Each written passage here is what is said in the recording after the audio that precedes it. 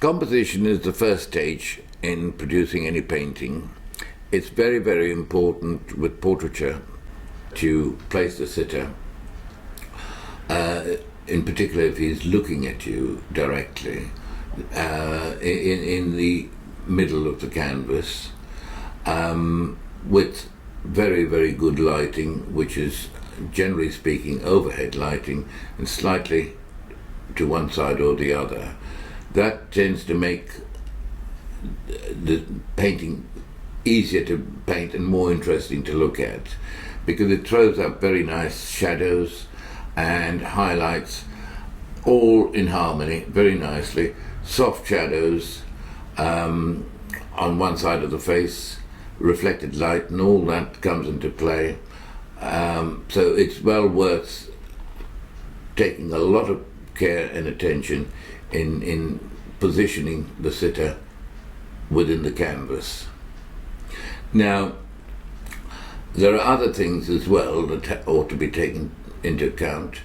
For example, if you are given a commission, it is always nice to consult with the sitter and see whatever they have in their wardrobe and what they have in preference, and whether it meets with your idea of how you would like to produce the painting. And once that's done,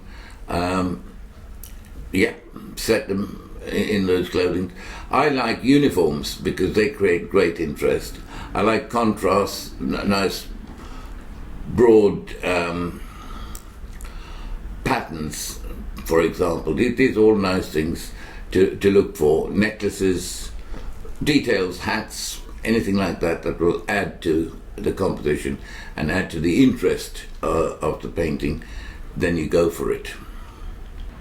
Basically what you look for is a line that runs from the top of the head, through the nose, through the cupid's bow of the top lip, and a little indentation that usually is set in the bottom lip. And if somebody has a dimpled chin, that all runs in the same way. And you find the big shapes and then later go back and break the big shapes up into smaller shapes, and that's how you find detail. Backgrounds, with portrait painting, the way I approach painting is the emphasis has to be on the sitter. So with the lighting set above one source of lighting, then I like to keep the background uncluttered, a nice, it appears to be a flat background, but it isn't in fact, because where you have shadows in the face, dark areas, you've got a light area behind in the background, and vice versa. When you've got light down one side of the face, the background tends to go darker. It's a question of light against dark and dark against light. This is what you're looking for all the time, and all over the place in a painting, but in particular when you're setting a background in around the sitter. It gives space, it shows that he's sitting within a space. To get the eyes to follow you on any painting that you're doing in the way of a portrait is the accurate setting of the eyes. And this is done, it takes a great amount of skill and observation. And once you've got that, or while you're trying to get it, if you move from side to side, stand back from your painting, you will see whether you've got it or not and go back and try again. That's the best way I can explain it. But to paint the eyes is a whole ball game, you know. It's a question of seeing the whites of the eyes in relation to the eye itself, and that, generally speaking, will not only set the eyes accurately, it'll almost give it a spiritual effect. The nose is set, generally speaking, unless you're a boxer, down the middle of the face. The tops of the ears will be in line with the top of the eyes, and likewise the nose would be the bottom part. That's roughly, there are exceptions to all these rules, but that's what you look for to see any variance from the norm, so to say, because faces are different. And then, of course, the space between the bottom of the nose and the chin you've got a mark, which is roughly where the two lips seal together. And you've got this line going through, so you've got this cupid bow of the top lip, and then we usually have some sort of mark at the bottom lip that follows in the same direction. You've got a nice set, deep set shadow under the top lip, bottom lip rather, and the top lip, generally speaking, if you have lighting from the top, is always in shadow. The lower lip is in light, and that in turn throws a nice little shadow under it to form the chin.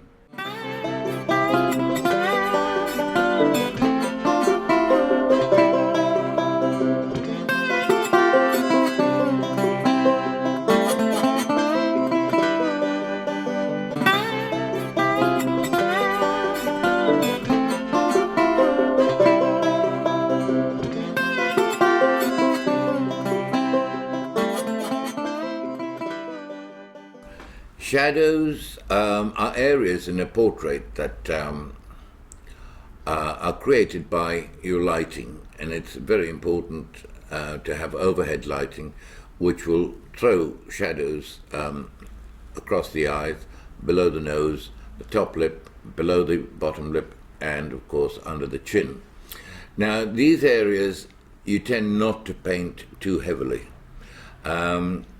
whereas the areas that are lit and with highlights, that's the area that you concentrate on more, and the layers build up to good effect if you keep pursuing it.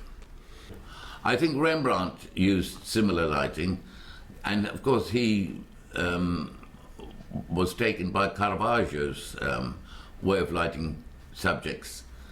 What you're looking for in a painting, in order to produce a painting, is you're looking for light against dark and dark against light. And this is something, once you get used to seeing that, it'll come very naturally to you and help you to work much more accurately and faster and with better results.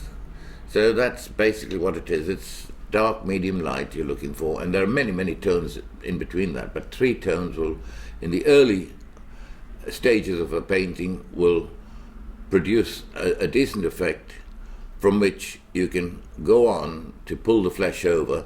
And what I mean by that is to put in all the different shades of the complexion, the orange tones, pinks, blues, greys, whatever you see, use them in the next stage of underpainting, so that then as you progress the painting thin layers over it, you will get the effect that you want. The shadows, if you search those out in block areas, you'll get a construction of a face very quickly. My background, I always tend to have dark to medium light, murky shadows going in, because all I'm always interested in when I'm painting a portrait is to have the attention, the focus on the sitter or sitters, and that gives that effect. The attention is directly on the sitter. Almost everything is based on geometric shapes. You know, you've got triangles, rectangles, circles, ovals. These are shapes that you see in the face. If you train your eyes, you'll see them, and that's a very good way to analyze the structure of any one face. Leonardo was almost scientific in the way he approached his work. A good example is the circle that you see very often, and the human figure within that, to give the proportions of the arms and legs spreading out. So yes, you can learn from that. And of course, in order to paint portraits, you have to know a lot about anatomy. You have to know what's under the flesh. You know, and this is why I've always been obsessed with the skull, and that gives you a good understanding of what is under the flesh. And this is why I refer to a stage in my work as pulling the flesh over.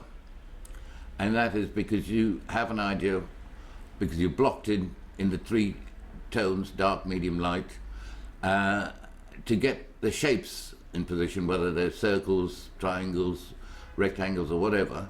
You look for that in these three tones, and then I refer to pulling the flesh over. When that's dry, you start putting in actual hues, colours, and the lighting that goes with it should be a one source light, and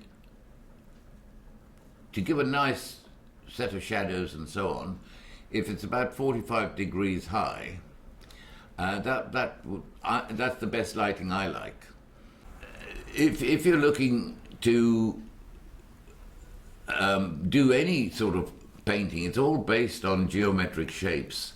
So you're looking for shapes, and this is why I say the one source lighting will help you to search those geometric shapes in a face and make life much more easy for you, you know. For a start, you've got the T formation of the eyes and nose, and that will produce ovals.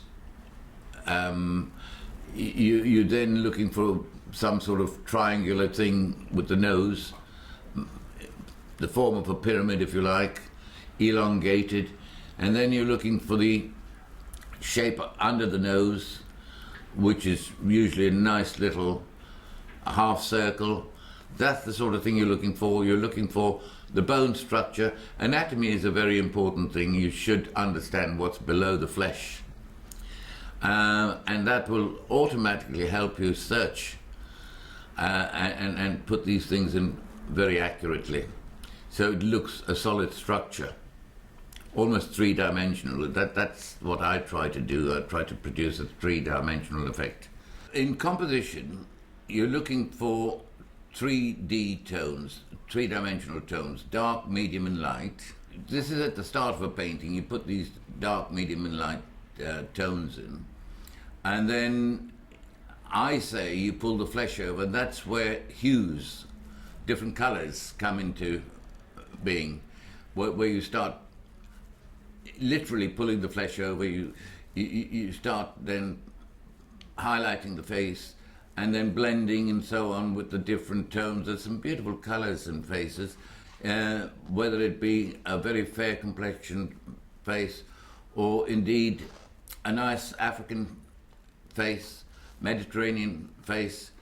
They all have their own colors, but they group very well, and you've got to look for the blue tones in the fair complexion, the sort of ochres and greeny tones in Mediterranean complexions, and of course with the African you get beautiful greys and blues and so on, including the Indian reds, the strong flesh tones, you know.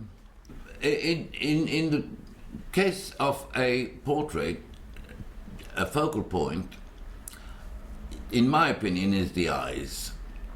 That's if you can get the eyes right, that is a long way into producing something that looks very lifelike. You have to look for the spirituality of the person, and that's what painting eyes, everything adds to it, but the eyes, in my opinion, are very, very important. It's tonal values, dark, medium and light tones. That's what you're looking for, and that creates space. Everything's important. Shapes are important because that will denote anatomy and structure. But tonal values are what you have to bring into play when I refer to the stage where you go beyond the three tones of the underpainting and then start to pull the flesh over. That's when you are at liberty to put blue tones in, green tones in, Mediterranean flesh tones, highlights here, there, and everywhere. You're searching for that, so you've got these sets of. It's virtually pulling the flesh over the skull, if you like.